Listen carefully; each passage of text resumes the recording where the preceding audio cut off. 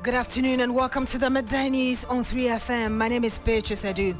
The news is also live on Kesme 107.1 FM and across the world at 3news.com. Coming up in the next 30 minutes. Members of Electricity Company of Ghana board reject fine imposed on them by Public Utilities Regulatory Commission (PRC). This afternoon, we'll bring you details of what their lawyers are saying. Meanwhile, the ECG says it will head to court to seek an order to quash PRC's orders.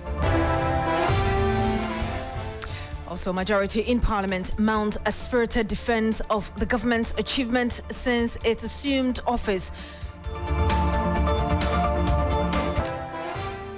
Also, in this package, concerns emerge over activities of some ministerial nominees who are yet to secure approval of Parliament. Stay with us.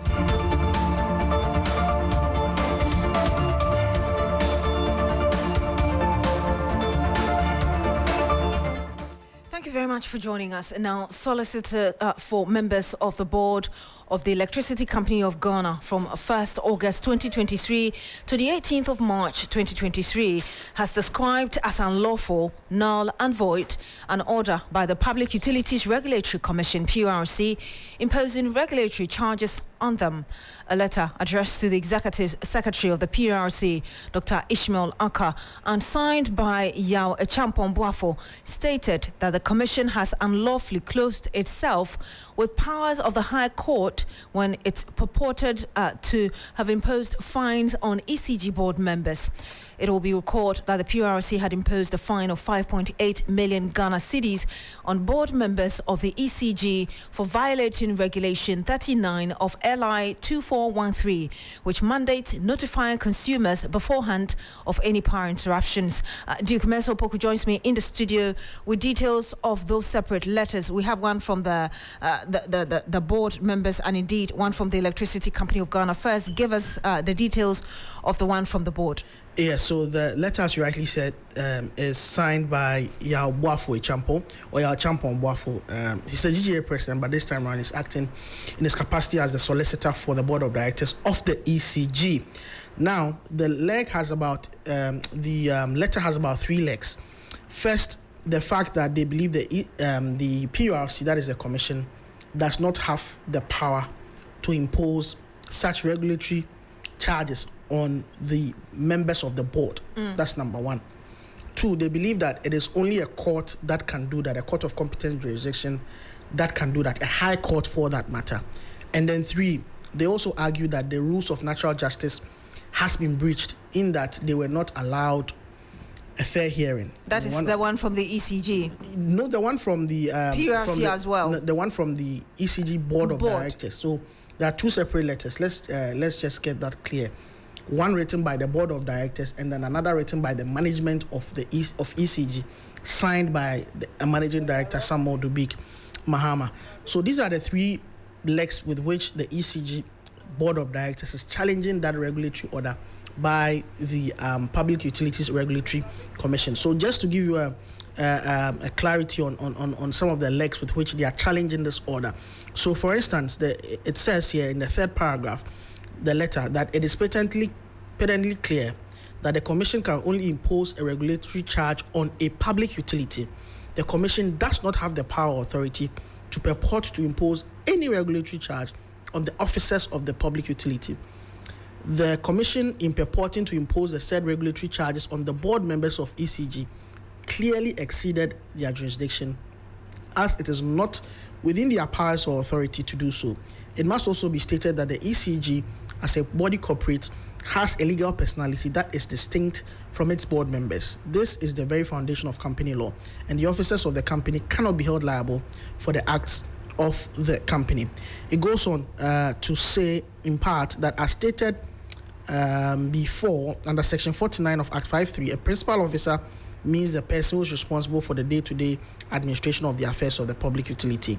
Now, board of members of ECG are not responsible for the day-to-day administration of ECG and therefore are not principal officers.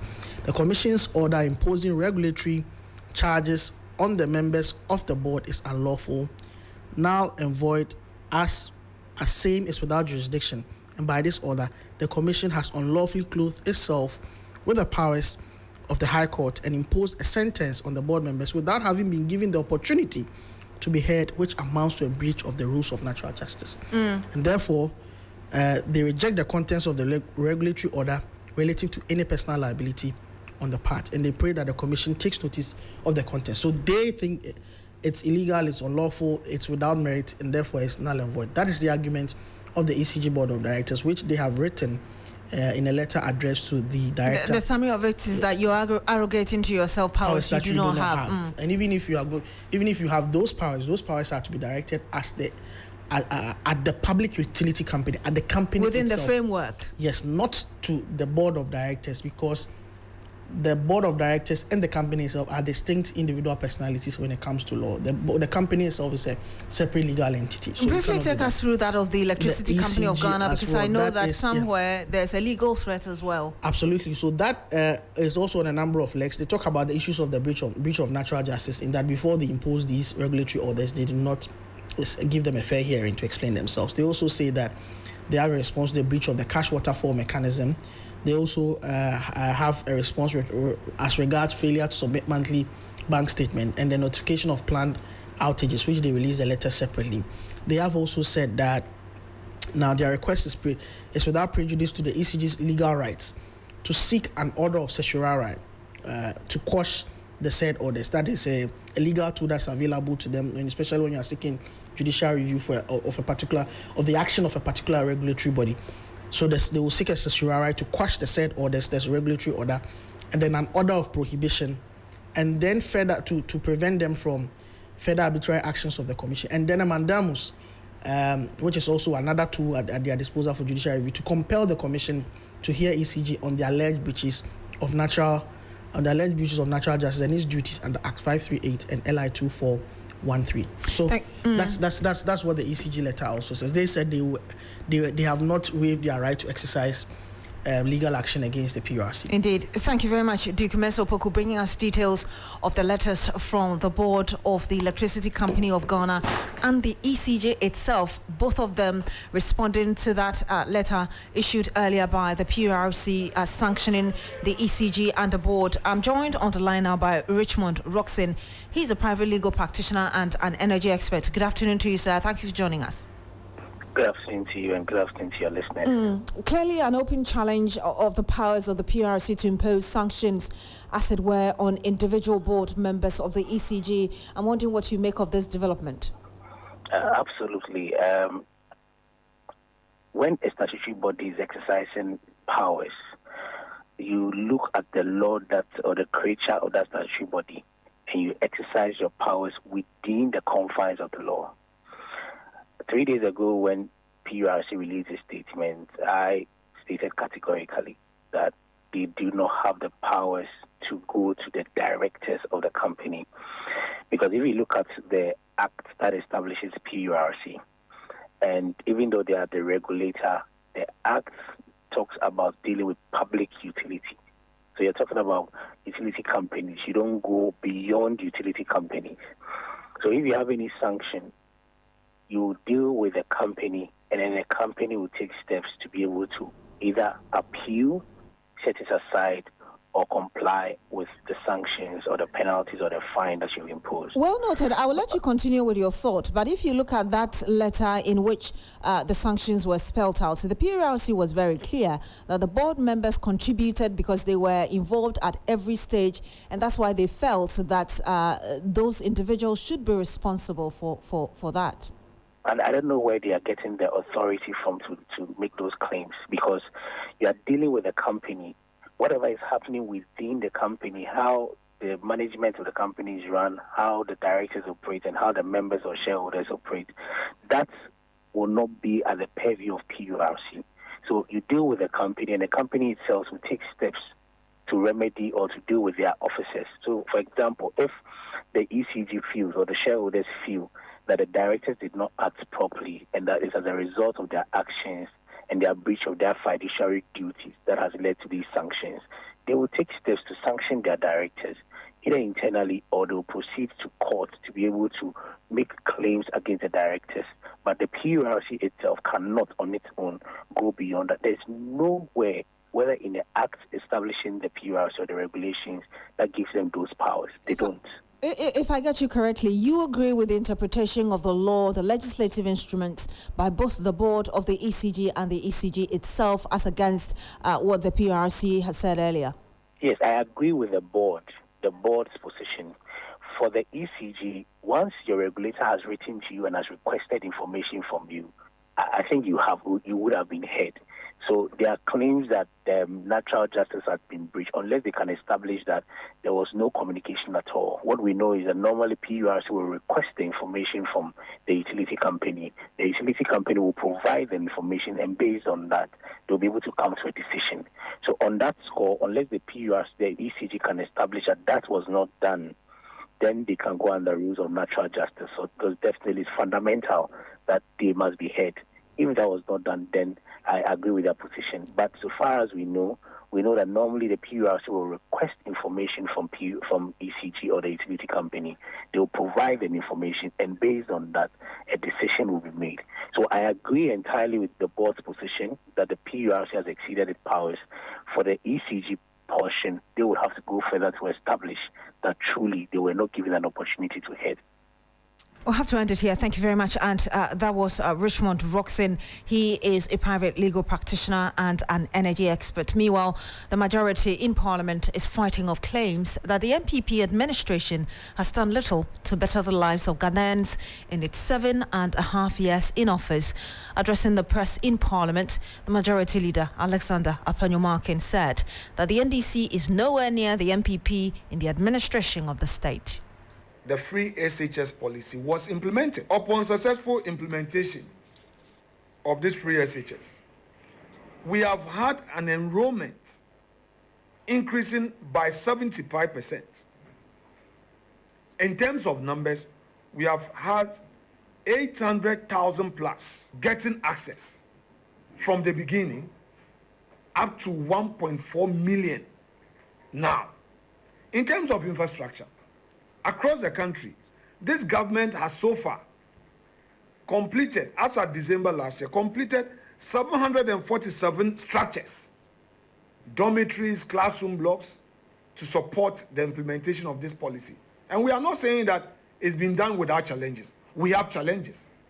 We have a total of 60 out of the 101 community day schools called the E-blocks that have been completed. We need to emphasize that as at the time we assumed office, they who were the initiators of this initiative had completed only 29.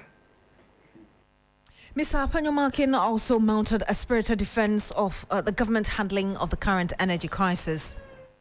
We recall that somewhere 2015, when Ghanaians were calling for reduction in utility tariffs, particularly electricity, the then President Mahama, currently the flag bearer of the NDC, said the cost of the production of electricity was so high that there was no way the government could reduce electricity tariff. The MPP government that today the NDC criticizes took steps to negotiate a major tariff reduction. Households enjoyed between 17 to 20% reduction. Corporates enjoyed reduction up to 25%. The mining companies benefited, and the records are there. That upon assumption of office, the very thing we spoke about in opposition, which our friends in government then said it was a political talk. We came in and we announced this major tariff reduction. So yes, it is true that Ghanaians are complaining of electricity tariffs. Cost of living is high. But what we want to emphasize is that it was worse under NDC, and if they were in power, given their posture in government at the time, the situation would have been worse than it is. So, comparatively, this is not a party to be trusted. From its flag bearer to all its operatives, they were the same old stock. You heard the Majority Leader Alexander Afanyo marking now the activities of some minister designates who are yet to secure approval from Parliament have sparked concerns among members of the public.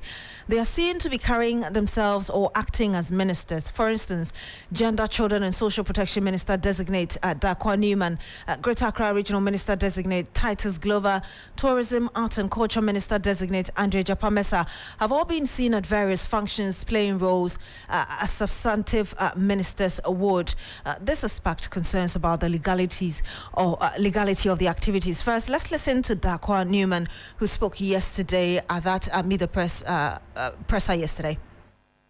The counsellors and caregivers have had conversations with the child and relatives about her education, her health, and her future prospects. So I would like you all to know that the medical assessment on the child, it indicates that she's not pregnant and she has no immediate health concerns. Now Okromo's date of birth, from records at her creche and her primary schools she attended, indicates that she's 15 years old and she was born on the 18th of July 2008. It doesn't end here. Still, social welfare will be making visits. So that was the nominee for Minister for Gender, Children and Social Protection addressing a press conference on the Wolomo saga yesterday. Let's listen to the Greater Accra Regional Minister briefly and we'll have a conversation on this.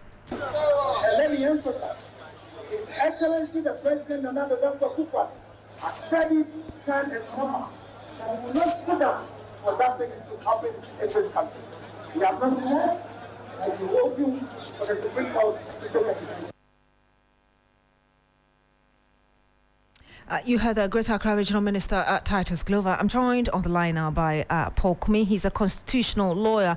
Good afternoon to you, sir. Thank you so much for joining us on the Midday News on 3FM. Good afternoon. Obviously, let's put a caveat here. The president has a right to select anybody to represent him at any event, but concerns have been raised about some nominee ministers performing certain official duties when Parliament has not approved them yet. I'm wondering what the position is in terms of the law and your own interpretation of it. Yes, so just as you rightly said, the president can ask anybody at all to go and represent him at a function. But the person must make it very clear the capacity in which he comes. He should make it clear that he is come as the deliverer or the carrier of the message that the president has given to him, and that's all that there is to it. But this whole business of people now addressing in their capacity as whatever designates is wrong at law, and it has no basis whatsoever. So, I mean, you've just given us your initial comment on that, but looking at our current circumstances with the LGBTQ bill, the legal cases, really, should they be faulted for doing what they have to do? Because you can't leave the place, you can't leave a vacuum, as it were. Well, there is a key saying which, when transliterated, says that if somebody makes the mistake of killing, you don't also make the mistake of also dissecting, so that if there are any challenges which we're facing now, that should be no justification whatsoever for anybody to do what legally is wrongful. So the fact that there are some of these challenges doesn't mean that people should just do things which are not anchored at law. So moving forward, really, what should be the solution until Parliament approves them? In the interim, what should be done? Yes, so those people we could still have people who may be having overseer roles, and that is how those people will have to be addressed. I have heard people even making mention of a minister designate. Respectfully, there can be no minister designate.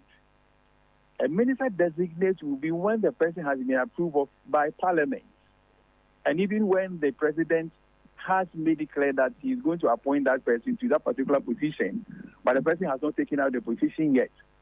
So I'm sure it is this mistake of saying that somebody is an ambassador designate, which is now making people also to push in this whole deception as a minister designate. I'm wondering let me just get clarity here. Your interpretation of minister designate, I thought that was before the approval from Parliament. What should come up is a minister nominee, right?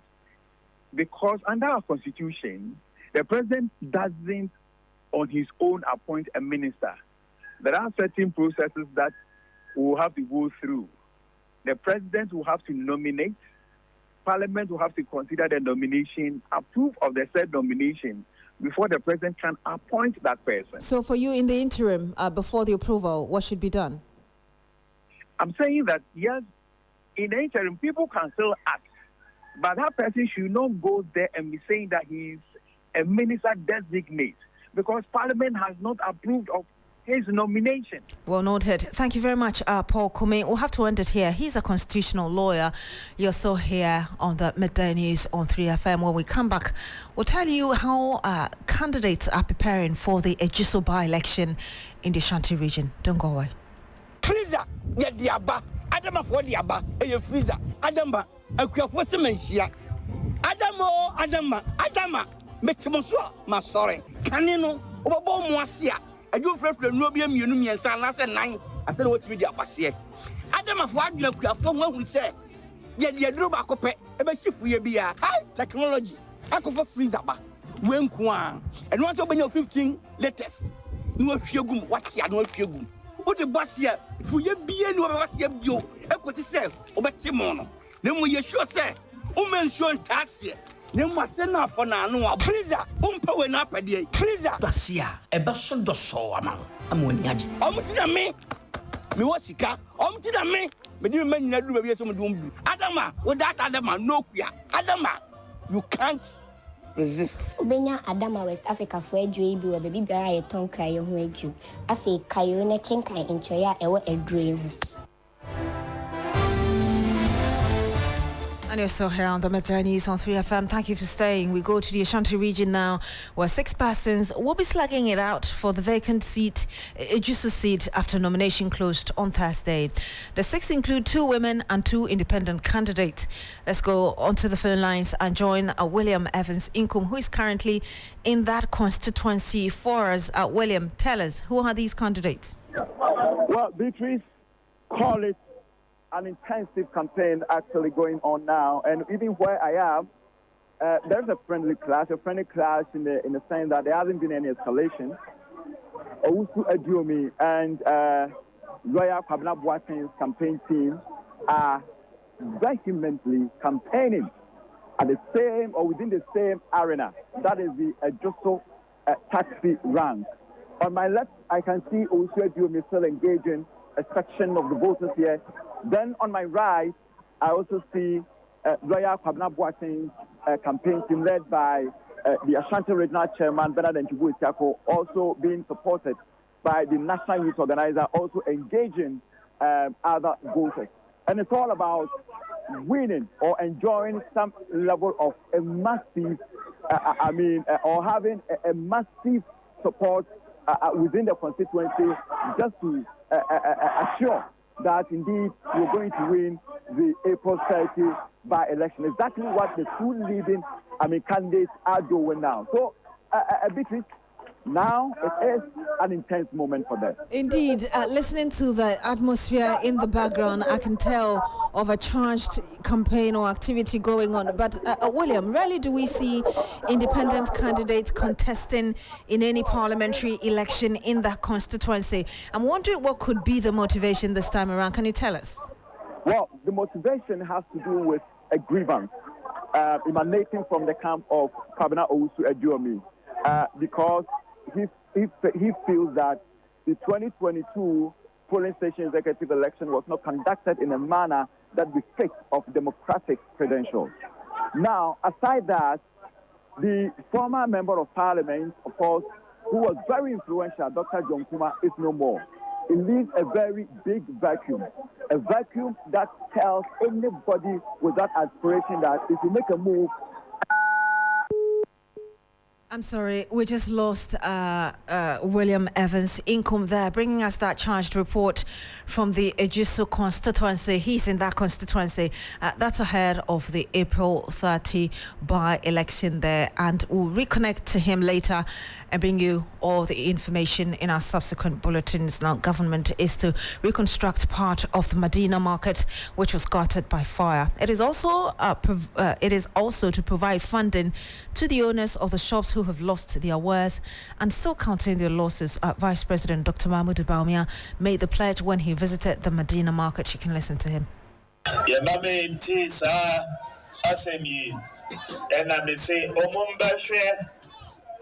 Adia yebetimi aye abebuamo enti yehwehwe contractor omobeye the consultants omobeye estimates no de buy say omobetimi asi stores foforo amamo and I say before I member hano me pese designs no ready and a contractor no so ready me free her no more share say omoye ejuma no. Yes, dinosaur we are. If you are the four, Munina Munia Mashi, and no.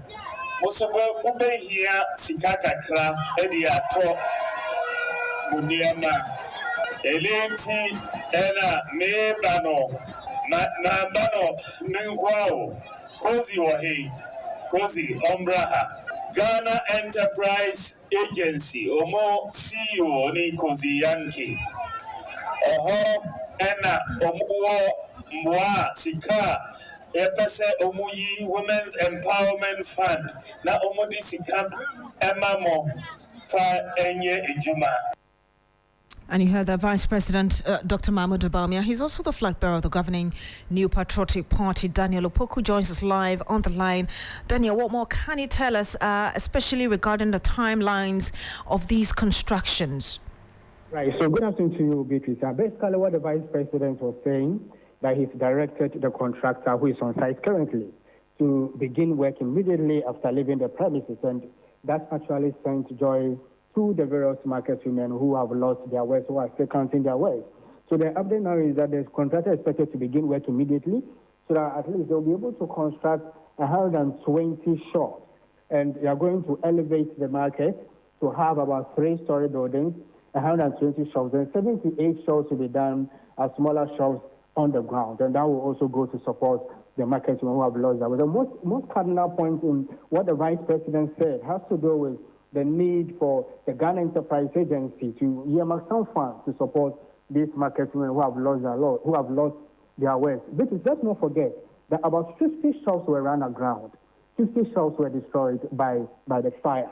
So when 120 shops have been built, and other people are also to access funding from the Ghana Enterprise Agency, then obviously we realize that the market women are extremely happy, and they're just waiting that the construction will begin immediately. Indeed. Thank you very much, Daniel Opoku. He's our Labour correspondent, and at the moment following up on this issue about the reconstruction of shops that were gutted by fire within the Medina market. Let's bring you this story from Kenya, and that country has begun 3 days of mourning, which started today after its defense chief and 9 other senior military officers were killed in a helicopter crash. The latest accident to blight the nation's military. General Francis Ogola, the chief of the Kenya Defense Forces, was killed when his helicopter went down shortly after takeoff in a remote area of northwestern Kenya. That was around 2:20 something p.m. yesterday, as reported during that press conference by that country's President William Ruto.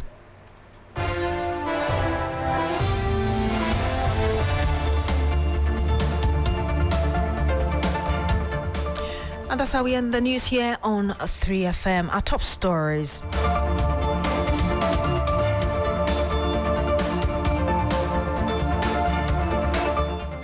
Members of Electricity Company of Ghana Board reject fine imposed on them by Public Utilities Regulatory Commission, PURC. Also, majority in Parliament mount a spirited defense of government's achievements since it assumed office. My name is Beatrice Adu. Thank you very much for joining us today. Log on to SriNews.com for more news. Coming up shortly is Business Daily. Stay with us.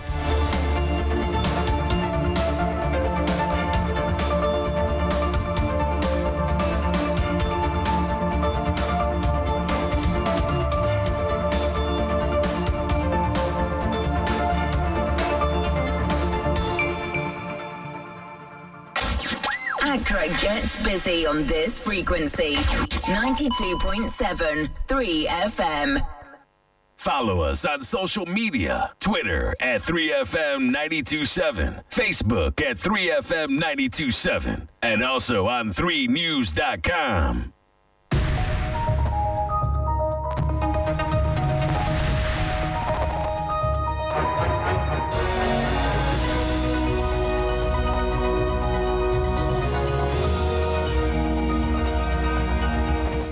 Well, hello there. Good afternoon. Welcome to Business Daily. Coming up, ratings agency Fitch Solution forecast 2024 average inflation of 19% for Ghana, lower than International Monetary Fund's 22.3%. We'll bring you details. And Petroleum Commission moves to manage incursions within Ghana's maritime space through establishment of Conflict Prevention and Resolution Committee. We'll hear from its Deputy Chief Executive. This has become necessary following repeated allegations and in some cases proven incidents of altercations between fishermen and personnel. These and many more coming up shortly. I am Michael Obodu. Please stay.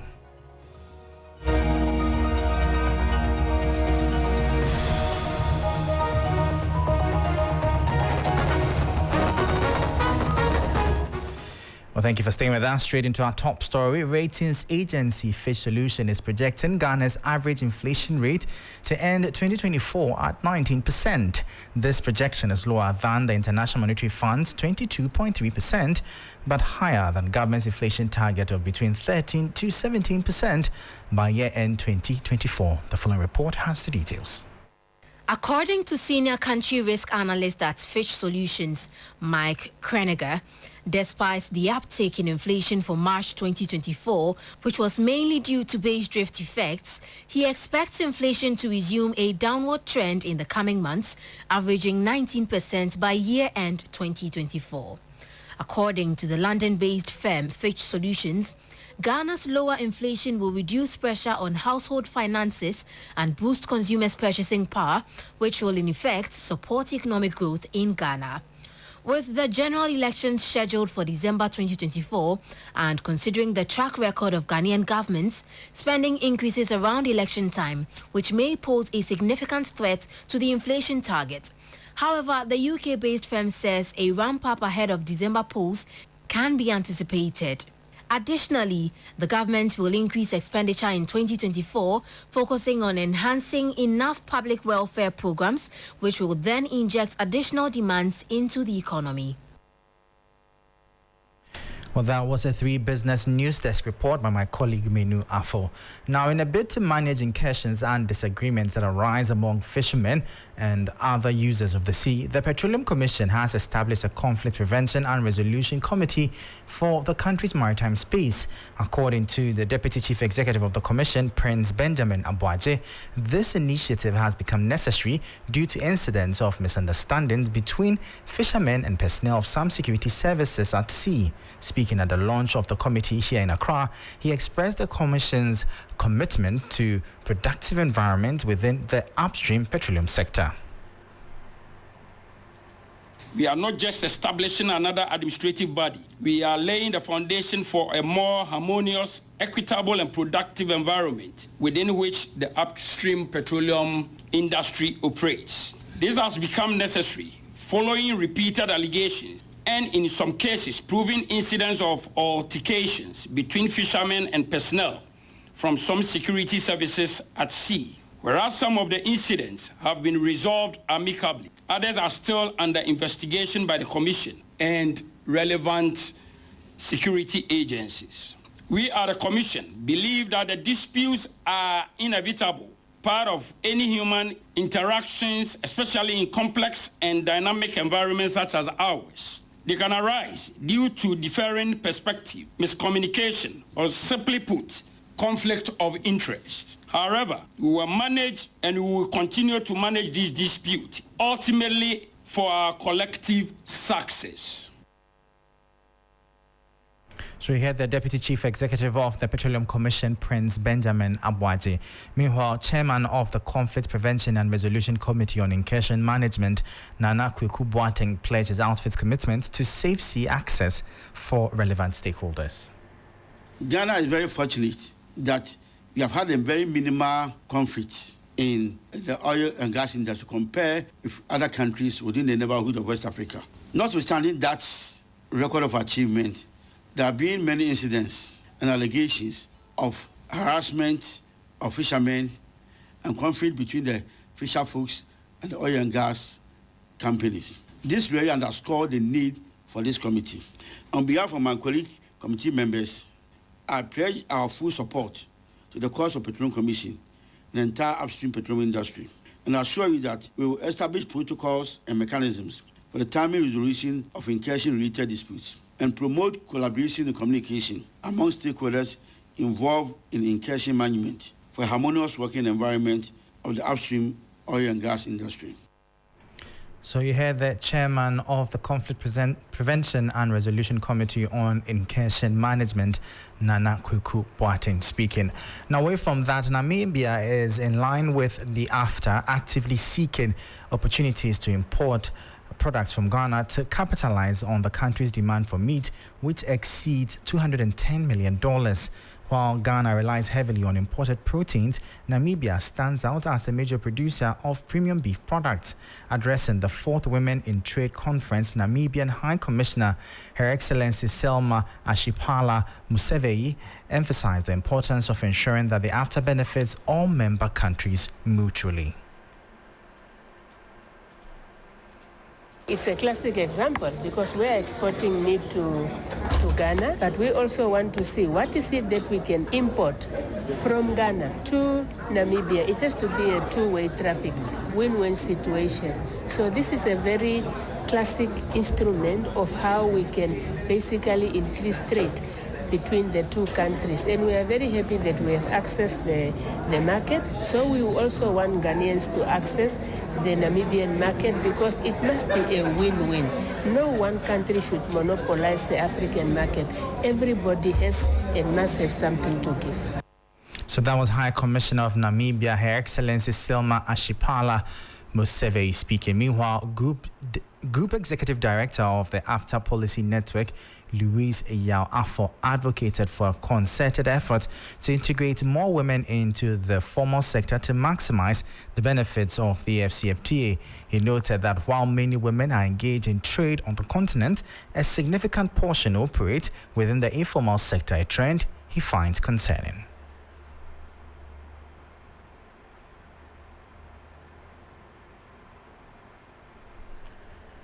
We'll bring you that voice in our subsequent bulletin, but that will be all for today's edition of Business Daily. For more business stories, please check out our website. It's 3news.com/business. I am Michael Obudu. Thank you for listening. As always, please stay safe.